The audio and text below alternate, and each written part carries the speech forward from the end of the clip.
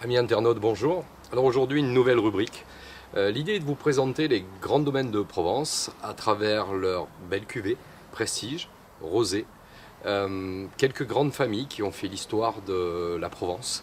Et évidemment, à tout seigneur, tout honneur. Aujourd'hui, j'avais vraiment envie de vous parler des deux cuvées phares du Château Minuti, de la famille Maton, qui est une famille qui a joué un rôle essentiel dans l'évolution des côtes de Provence dans les années 30-50, qui a permis justement de faire ce que la Provence est aujourd'hui.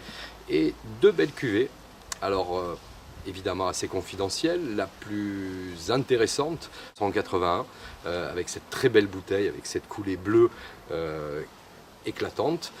Alors c'est la cuvée phare du domaine, il y en a une autre, c'est la cuvée Rosé Or. Alors par rapport aux rosés que l'on va trouver habituellement, qui vont être plutôt des rosés assez gourmands, assez élégants, moi ce que j'aime dans ces vins, c'est la justesse, leur équilibre.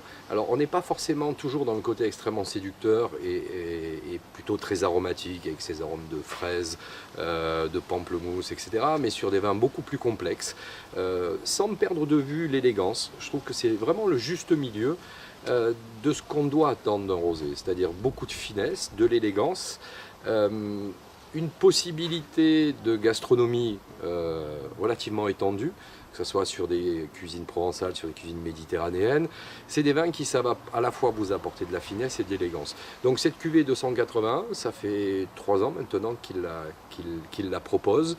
Ben voilà, c'est un soin particulier des meilleures vignes de Grenache, de Cinsault, avec une petite touche peut-être un petit peu de Mourvèdre. C'est le cœur du domaine, c'est le bassin de Saint-Tropez. Donc des vins où on va chercher cette rondeur naturelle, cette finesse, ce caractère un petit peu méditerranéen apporté justement par l'influence maritime.